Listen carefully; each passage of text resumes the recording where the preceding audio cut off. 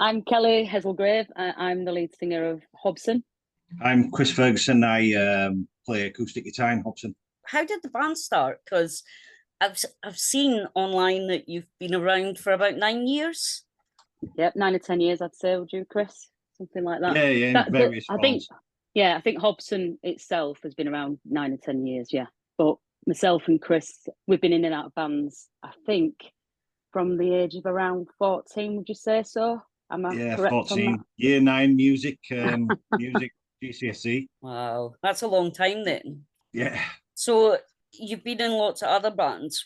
How was the experience in other bands? How's that translated into Hobson then? For me, like me and Kel have been like a duo for a while, just guitar and singing at the start, and a trio. We never really got to get a full band, did we, Kel? Like not until we started Hobson, and there were just 5 of us in the beginning, and it's not the same lineup that we still have now. But once I think we finally landed on this lineup that we have, probably about 7 years ago, that's when it kind of clicked for me as a full band. What would you add to that, Kel? I'd say that obviously myself and you, we did a lot of things on our own. We like you said, duo. We did things on our own, and it was always like I always said to Chris, do you know, I just want a big band. Don't you think our songs will sound great having a big band behind us? And that were our plan. I think around 12 years ago, and we just said, right. I think you said this to me, Chris. I think you just said, right, that's it. Then we're going to get a big band. We'll advertise, and that's what we did. And it took a long time to get where we are, but I think it's everybody who've got in band. I just think we're all it's there. We're happy with it. Yes, we all gel together. Oh, definitely. Yeah, definitely. It's a lot of people. A lot of people to have. Yeah, we have 7 of us. We have 7, if you remember, like.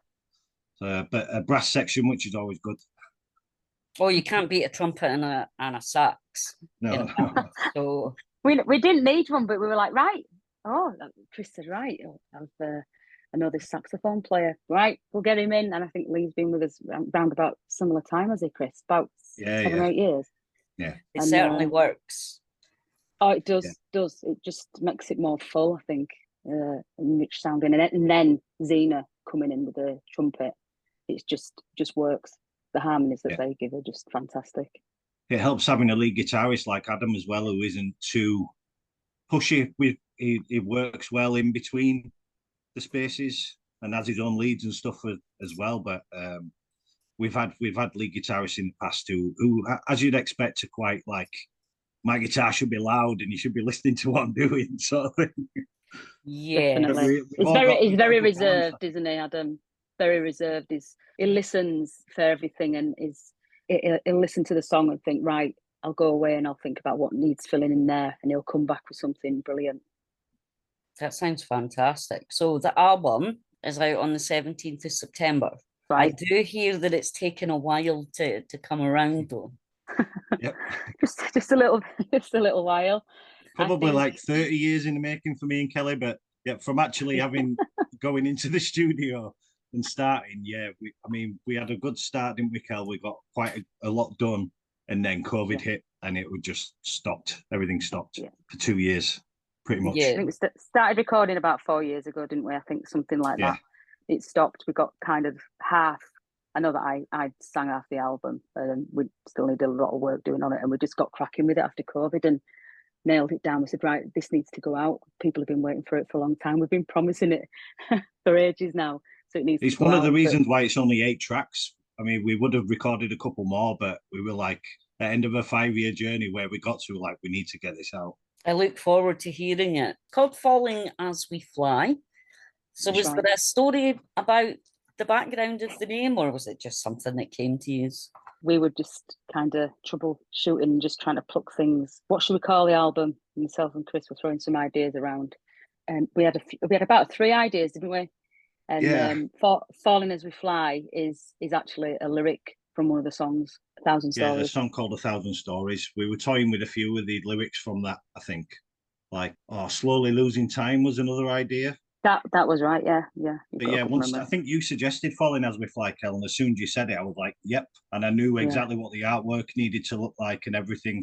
And then it got delayed because there was an issue with the recordings. It gave me quite a lot of time to plan. So I just needed to convince you guys to let me run with it. That was all.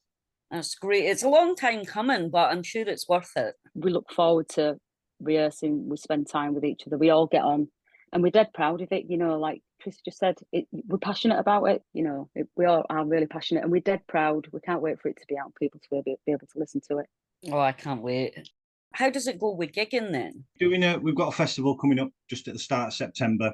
Always looking for gigs. It's really hard to get in anywhere. Like, it was hard to get festivals. That was one of the reasons why we recorded the album. So we had something we could go, look, can we come and play? It's hard work. What socials are you using to promote yourself? Facebook, Instagram, YouTube.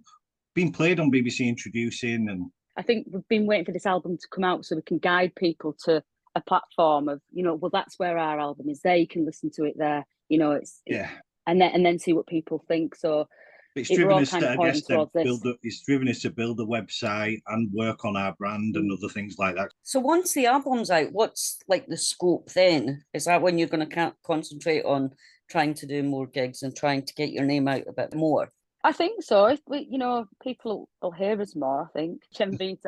I mean, we're considering this as like a bit of an album tour. Yeah, that's any thoughts would be welcomed if there's any PR people that listen to you or anything. Where are you doing the HMV? I think Gateshead is the furthest north that's replied to us so far. But it's like Gateshead, Sunderland, Darlington, Middlesbrough, Leeds, Huddersfield, Blackpool. Yeah. So we haven't got quite far south yet either. To get the physical album into some of the stores, I want to keep it to the local ones that I can restock at the minute. The album's out on the 17th of September.